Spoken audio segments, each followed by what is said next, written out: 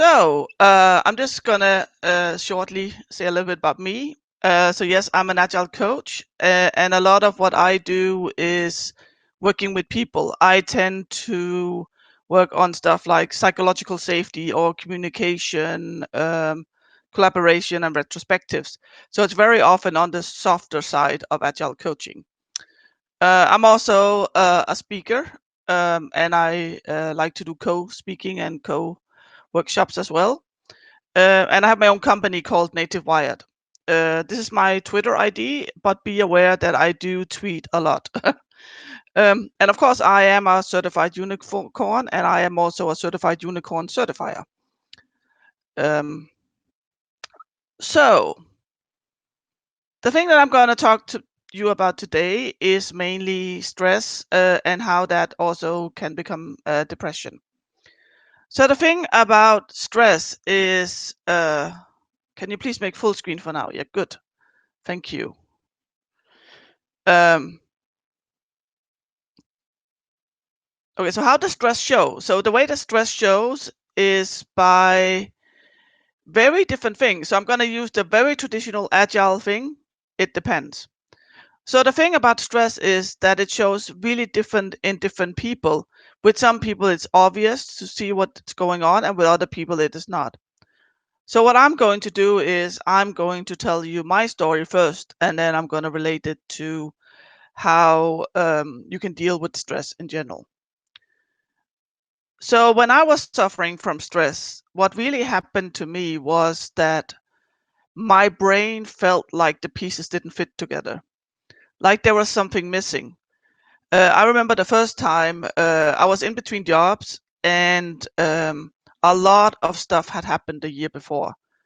My mom died, my dad had his leg amputated. I did not have a good relationship with my mom, so it felt as a relief that she died, but it didn't to my sister. So we kind of almost lost each other there. I had a lot of work at my then company, and then they fired me. So I had a breakdown. And one of the things that made me realize that this was really bad was that I was meeting a friend for coffee. And there was a third guy, and I was like, yeah, he seems familiar. Maybe I went to university with him or something. And then during the conversation, I realized that I worked with the guy for 2 years. So I had a lot of these small things. And at some point, actually, I had to bring a notepad with me everywhere because my short-term memory was not functioning properly. And it would be totally gone. Like normally when I forget stuff, it would be like, oh yeah, I should have done that. But this would be like totally gone from my brain. And my emotional state was very, very dark. So a lot of what happened was that, people give you feedback.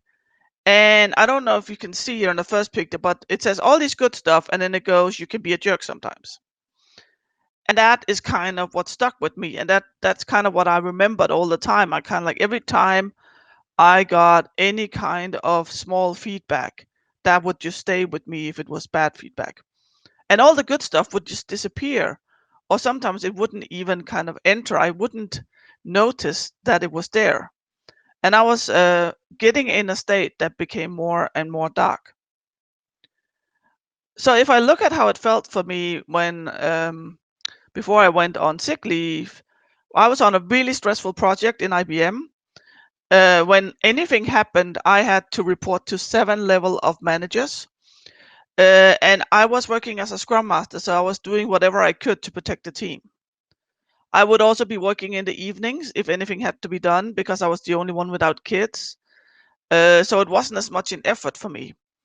But looking back, I think the hardest part was that about, not knowing what was going on, trying to protect people, having kind of so many levels of managers watching out that you are doing things right. And I recall sitting one evening in October or November and thinking, if this continues, I will literally die.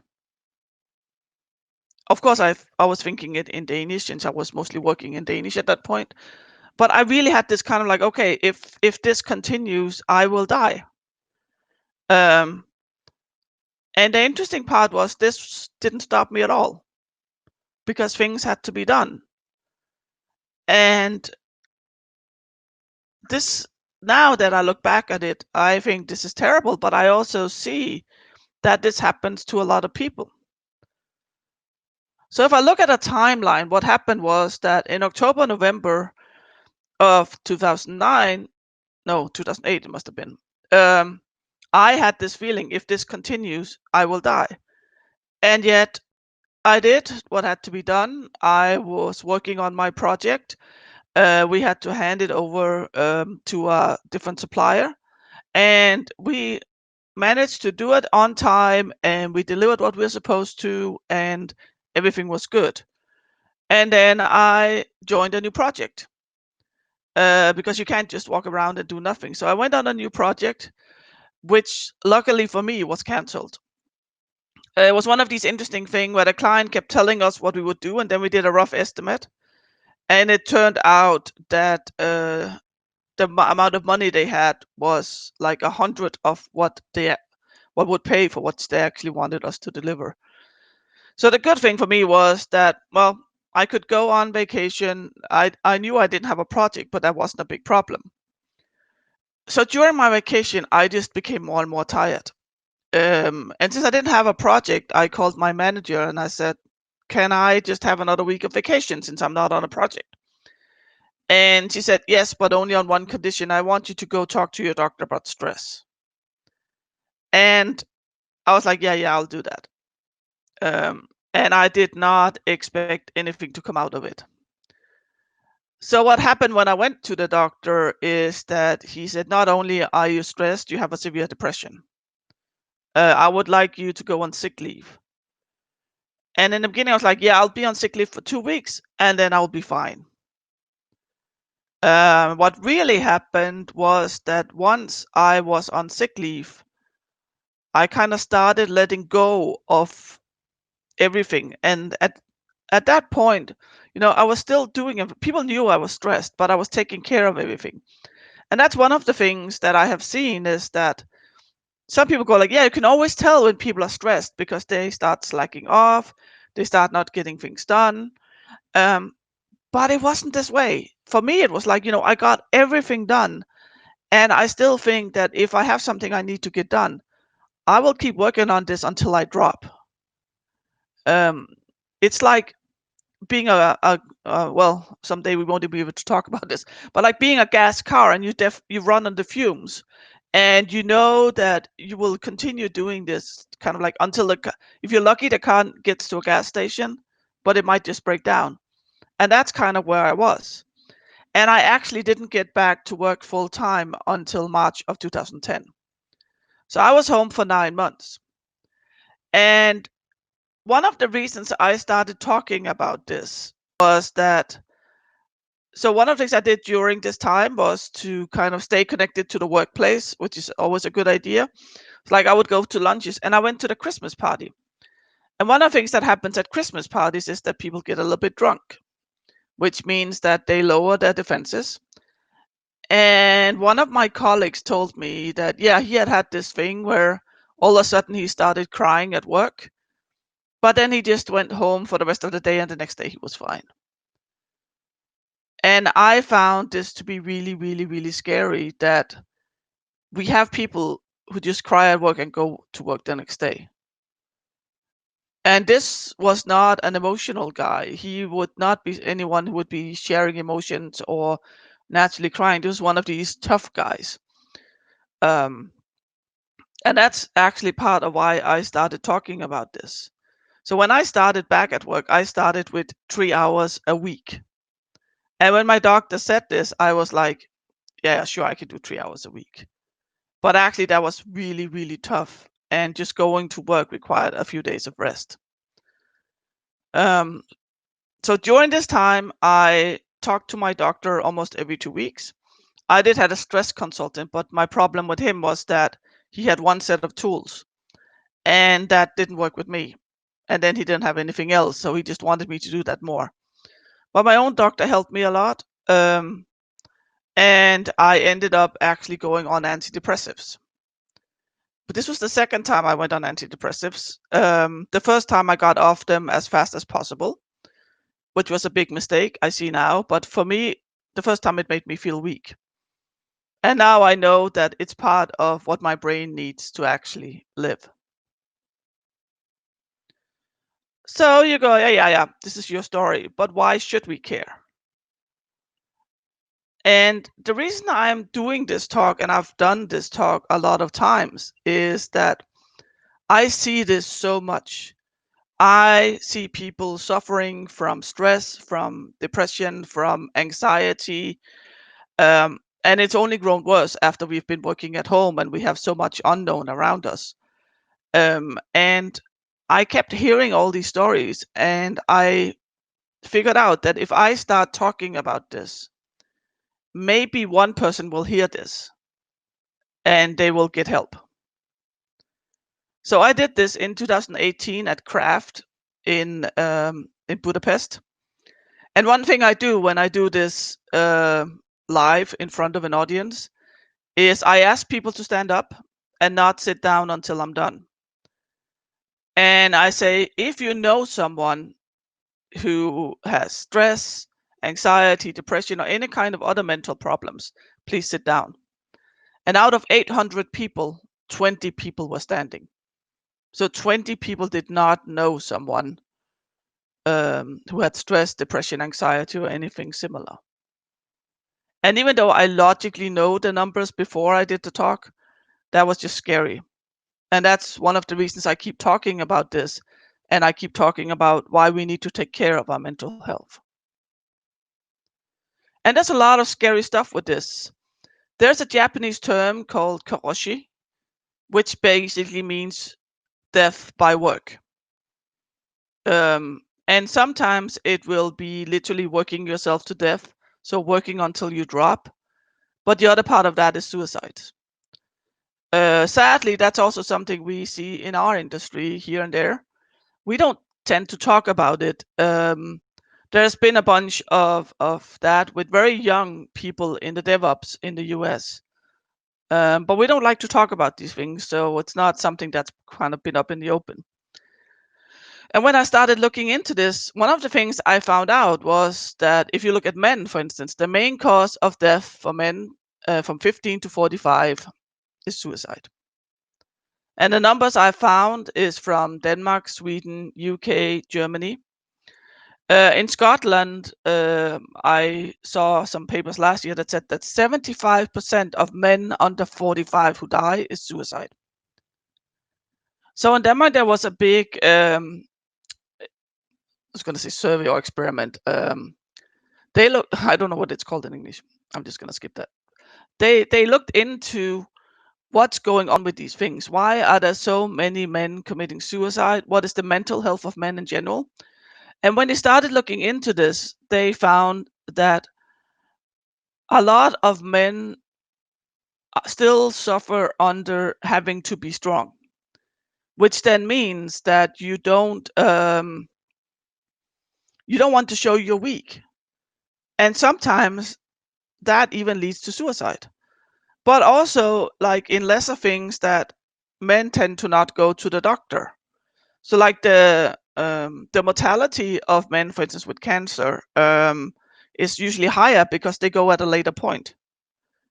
And one of the things that stuck with me in this report was this guy saying, if I'm not feeling well, I eat in the locker room because I don't want to lie when people ask me how I'm doing. So rather than tell his colleagues that he was not doing well, he would eat alone. And I think that having that and being in a very much male culture, I think this is a big problem. We need to be able to talk about these things. And suicide is terrible, but even just being stressed or depressed and not being able to speak about this thing is equally hard. And of course, these numbers are for men. I saw some numbers last year from UK that says their suicide is rising for women as well. And suicide is kind of the most terrible thing, but there's still terrible thing even if you don't get to that point. And an interesting part that I learned a few years ago, interesting, sad, is that our brain shrinks. So our brain physically shrinks if we don't do nothing. If we don't have some times where we spend nothing, our I need to take a note. Right temporoparietal junction, which is here, literally shrinks. So they did a lot of tests on this, and you can physically see that it shrinks on the scannings that they make. And the thing is, we need this to collect information and processes, and we need this to be innovative. And if there's one thing we need in our industry and in our world, it is to be innovative. So basically, because we don't do nothing, because we do something all the time, our brain literally shrinks. And then it's kind of like, why does this happen more and more? Sometimes I'm not sure if it happens more and more, and sometimes I am. It's really hard to say. We hear about it more and more, but I also think it's happening more and more. And these are just guesses. I am not an expert in stress, depression, and mental things. I suffer from it myself, and I live with it myself on the good times, and I look into it. So my guess is one is that we have a performance culture. So if you look around, we always have to be good. If you look at Facebook, a lot of the posts on Facebook or Instagram, I don't even know what the young people use nowadays, are perfect. Oh, I just cooked this perfect meal, or I went jogging before I bake bread for my kids in the morning. And it's like showing this that we can do. When we meet people, the first thing that we ask them is, so what do you do? Whereas a more interesting question is kind of like, so what makes you happy? What is interesting for you? But we are so focused on performance culture, on getting that next job, on being good enough the whole time. And that's stressful for us. And the other part is that we have way too many options. Or maybe not too many, but we have a lot of options. I usually say, like, when I was a kid and you went to the shop and you would get like a hairspray, you could get cheap hairspray and expensive hairspray. That was it. Now you go there and there are like 20 different hairsprays, not to mention all the other products. And it's like that with everything. And that's also one of the things that's stressing us right now, that we are so much at home, is that the world is on our screens. We can literally do anything we want to do. We can attend conferences all over the world. But the problem is, it's not always good for us. And at the same time, we have fear of missing out.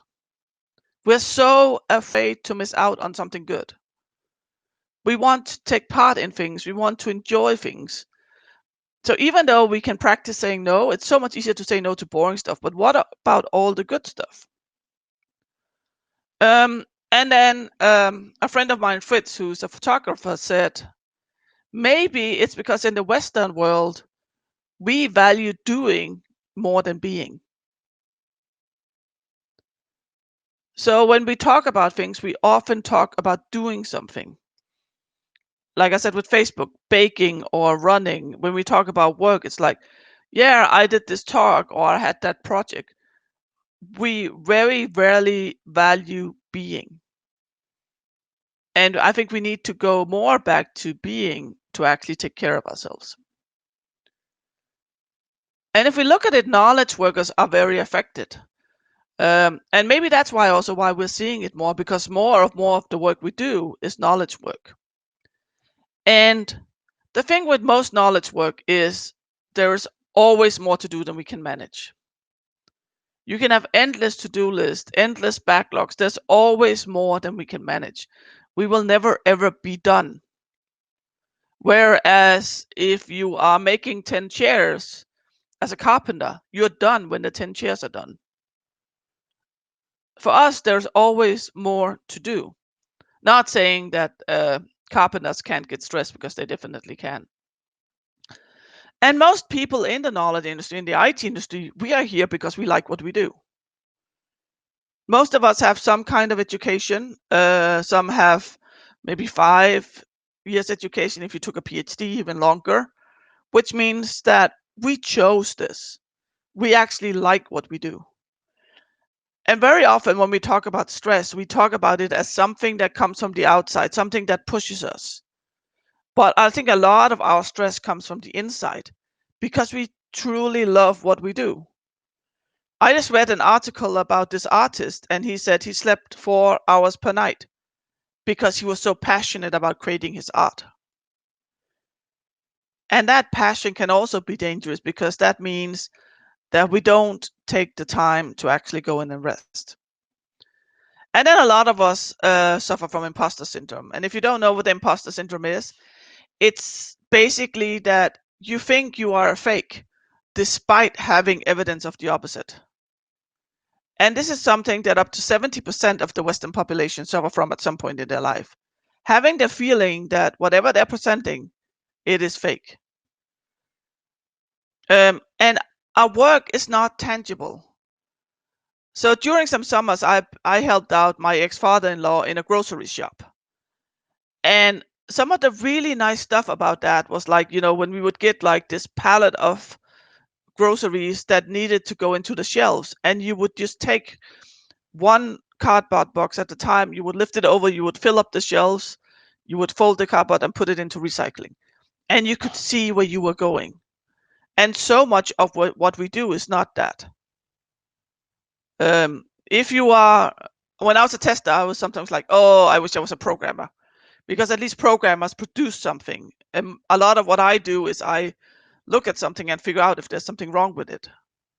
And I find that that element is now even harder now that I'm an agile coach, because a lot of what I do is I create a space for people, but I also plant seeds. And sometimes these seeds will grow into something and sometimes they won't. But I might not know it because it could be something that happens a year later. But even if you are a programmer, you don't see software, very rarely at least. And you can sit for a full day working on something and not get any results. And there's no tangible kind of result from it. And somehow we kind of need that. We need to know where we're going. We need to know that we achieved something. And there are no natural limits to our work. So again, I'll use the example with a carpenter. So when a carpenter leaves his workshop and goes home, he might think about, how will I create the next chair? But most of his work will happen in the workshop. Whereas our main tool is our head. Yes, we need our hands. Well, actually, we don't need our hands. I worked with a developer who didn't have hands, but we do need to type something into a computer or speak to a computer, whatever. But all of our work takes place here, and we have our head with us always. And I think part of this is what leads us to stress. So unless we do something to set natural limits, we will kind of always be working.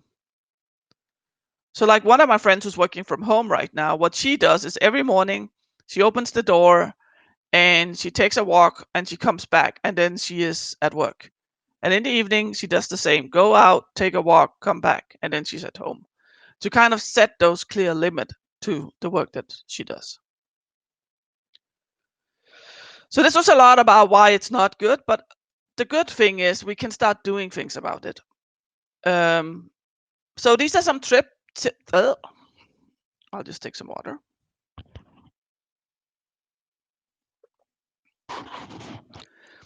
So these are some tips. And like I said, stress is very different from person to person. Depression is very different from person to person. So you kind of need to figure out what works for you. What is the thing that helps you? So these are kind of some general tips, and I'm still learning to perfect them. So one of them is to say no. And like I said earlier, I practiced this for a long time. Saying no to stuff that you don't want to do is the first step. You really don't want to meet up with someone or whatever, and you say no. And then the part comes where you need to say no to all the interesting stuff to be able to have enough time for yourself. And that's when it gets hard. And what gets even harder is that sometimes you have to say no to stuff you already agreed on. So I tried this in When was this, 2015, where I had to say no to a conference that I already agreed to speak on because I was getting stressed again. And one of the things I do is I use my friend Torbjørn as one of the things, he's not a thing. I use him to give me permission because I'm yet not able to say no to stuff like that. Like, for instance, saying no to a conference that I already agreed to, even though it was 2 months ahead and they had plenty of time to find a new speaker. So I talked to him about giving me permission to do this. And even though he has no ruling over me, that kind of helped me to say, okay, it's actually okay for me to say no to these things. But it is really hard. And remember to plan preparation time. I think that's something we tend to not do. Very often I hear people complaining about meetings, for instance. And yes, some meetings are horrible, but they're also a good tool for some of the things that we want to do. And very often, one of the reasons that our meetings are not good is that we don't prepare. We don't read that piece of paper that we're supposed to read before we go into the meeting, or the person running the meeting having prepared and kind of fumble around. Or like if you're speaking at a conference, one of the things that I really struggled with, especially in 14 and 15, when a lot of people wanted me to speak, was that I just looked at my calendar and saw if I had time to do this. I did not look in my calendar and say, do I actually have time to prepare my talk? Or even worse, sometimes I had to write a new talk. Do I have time to write that new talk? So plan that in. And even in your daily life, just plan a bit of preparation time. Block out some hours per day where you can just prepare things. And try to relax your brain. And this is very different for different people. So one of the things that some people find very helpful is meditation. I find meditation very helpful, but I'm not very good at doing it. So actually getting around to doing it. And meditation is not about just sitting and thinking about nothing, but it's about sitting and letting your thoughts be. And sometimes you can get guided meditation. Some people just like to sit and think, but that can be something to relax your brain. And you can, it doesn't need to be like meditation as in, okay, I sit now and I sit on a pillow and I put on some nice candles and everything. It can also be taking a walk in nature or sitting and staring at water, something that helps your brain. And one of the other things you can do is more mindfulness, actually starting to be aware of things that are around you. Maybe if you are drinking your coffee, maybe close your eyes and actually taste, what does that first sip of coffee taste like? Being aware of this, try to really taste things, try to really feel things. And part of what this does is it gets us out of our head. So I talked about the stress consultant who couldn't help me before. And one of the things he said to me all the time was, you need to get in your body. And I was like, what is he talking about? I am in my body. And when I was working with my doctor, what he said, well, it's not so much about being in your body as it is getting out of your head. So he was able to explain it to me in a different way. And one of the things he said, well, you said, for instance, you like to take a bath. One of the things you can do when you take a bath is you can move your legs. And by moving your legs and actually sensing how the water feels on your legs when you move them in water, that takes the focus out of your brain and into your body. Or even just feeling it on the chair you're sitting on right now. Just feeling, how does it feel against my back, against my thighs? Or if you're standing up, how does the floor feel against my feet? So becoming more mindful of that can help you get out of your head and into your body. And then there's exercise. And this just happens to be my friend Torbjørn, who helps me a lot. And running for some people is quite meditative. And research shows that exercise is really good for us, both when we are stressed, but also when it comes to depression and anxiety. And actually, it can be really good to do this in nature as well, depending on where you are, of course. But the thing with this is you need to be careful, because if you are in a really bad state, then pushing yourself to exercise can actually is actually not helpful. It will lead you to a place where you just feel either guilty because you didn't do your exercise, or you actually do it and then you feel more stressed because it's time that went away. But as long as you are not like at the bottom, exercise is good for you, even if it's just taking a walk. And then asking for help. And asking for help, I mean, in so many ways. Like asking for help, like if you have something at work where it's too much, asking somebody else to help you out. And for me, that kind of help is not too difficult to ask for. If I need to ask with something physical, like putting up paintings on the wall or putting up lamps and stuff, I can ask for that. The hard part for me to ask for is the more what's called social help. Like, when I'm feeling bad and I just need to blabber out, or I need someone to give me a hug and say everything is going to be fine. Or even having asked someone to take me to the doctor when I was really sick. That is the hardest part. And I practice this. And one of the things that helps me with this is I've talked to some friends about this, that if you don't ask for help because you're afraid to bother someone, you take away their option to decide if they want to help you or not. So asking for help is a good thing. And be kind to yourself. Because, for instance, at the moment, we are all in a situation where the world is really insecure. If we look at the numbers of COVID in most countries, it's going up and down, and it can really change within a very short moment. We don't really know what's going on. When I came home to work in March, I was like, yeah, we're going to work from home in a few months and then everything will be fine. And right now, everything is just insecure. And which also puts you in a sense of stress. It doesn't mean that you can't enjoy working from home. I know a lot of people who enjoy working from home, who enjoy the fact that they can actually be with their family, that they don't need to commute, stuff like that. But if you are in a state of stress, and even if you're not, be kind to yourself. Your feelings are always okay. Your actions might not be, but your feelings are always okay. Oh, and I would like to thank Joanna, who had a T-shirt about being kind, because I'd forgot to put it on my slides. And take time off. And I don't just mean take time off work. I also mean take time off whatever else you are doing. So one of the product owners I worked with suffers a lot from anxiety. And for him, it can sometimes be really stressful having the kids. They have 2 small kids at breakfast. And he actually has an agreement with his wife that once the kids are dressed and start on breakfast, he can go for a walk. Because that way he has more energy to help her with the rest. And then she gets time off at other points. So figuring out what is it that you need time off from, and do that.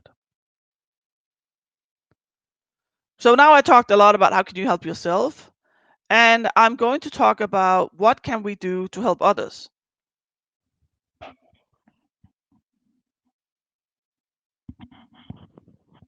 But first, I'll tell you about what not to do. Don't say pull yourself together, because if we could, we would. And very often when you are in a state of stress, depression, anxiety, what happens is you blame yourself. And if somebody else says we should just pull ourselves together, we then blame ourselves for not being able to pull ourselves together, and then it just gets worse.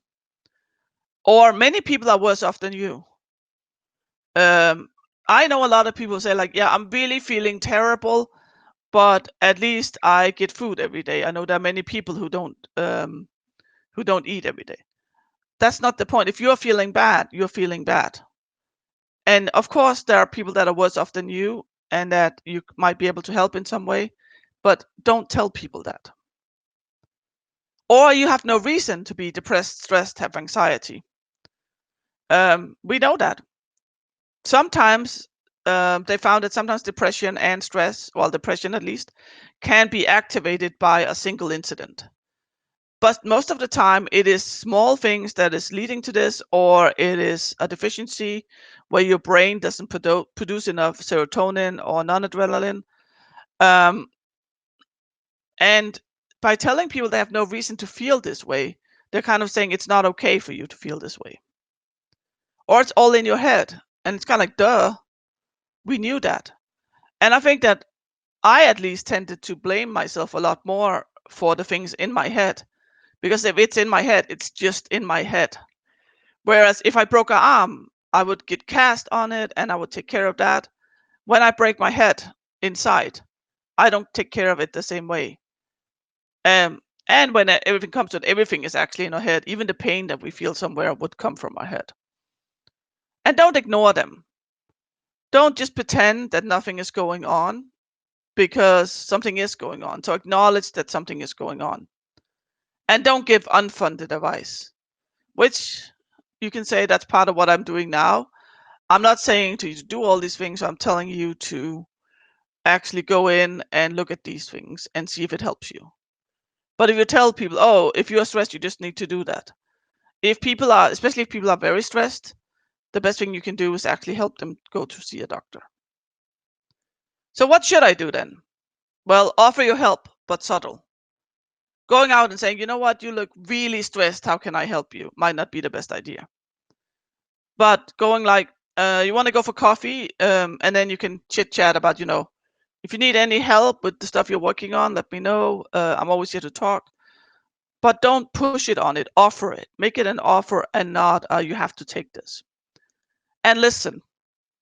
I like to say, grow your ears and open your heart.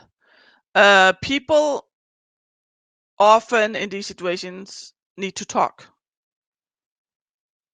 And they need someone to listen to them. So that's part of what you can do. Actually listen to them, not to answer, but just to hear what's being said. It doesn't mean you have to agree on everything, but listen to them properly. And tell them to go to a professional. So if somebody is feeling really bad, go to a professional. And sadly, there are a lot of professionals I know in a lot of countries who don't take these things serious, but there are also a lot of professionals who do. And sometimes we are not able to give that help. Even though we can help with small things, we are not able to give proper professional help on mental issues and stress. So if somebody is suffering, tell them to go to a professional, or maybe even offer to take them there. And respect what they feel, because no matter what, their feelings are valid. And include people. So even though people might be feeling down, make sure you include them. Make sure they have the option to opt in and do stuff with you, but also make sure that they have the option to opt out.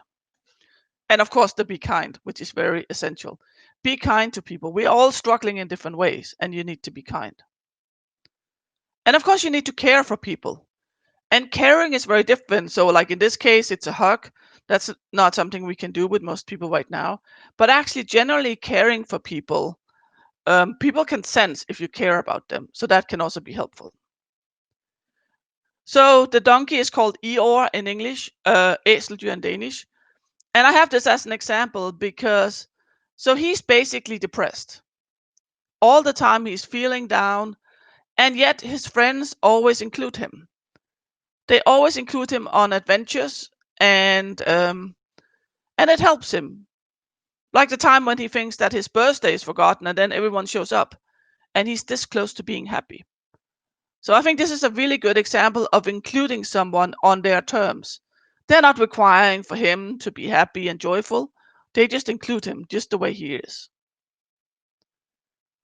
So to wrap this up, talk about these things. I think that's one of the best things we can do, is start talking more about these things, because it does exist everywhere. Ask for help.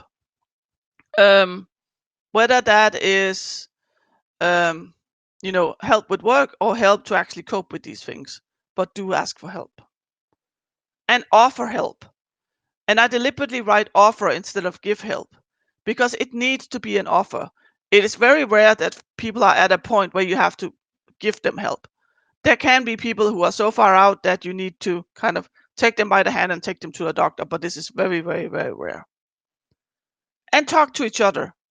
So have these discussions, talk about things, talk about your life, talk about what's going on, talk about the good things. And of course, be kind and care for people. So that's what I had to say. I will send these slides to Johanna and you can get access to them afterwards. And one of the things that I always talk to people about is feel free to approach me afterwards, whether I will be in Gather Town or my email or Twitter, whatever. All my information is on here, plus some link to some amazing videos. Because sometimes it doesn't feel comfortable to speak about things in a big setting like this.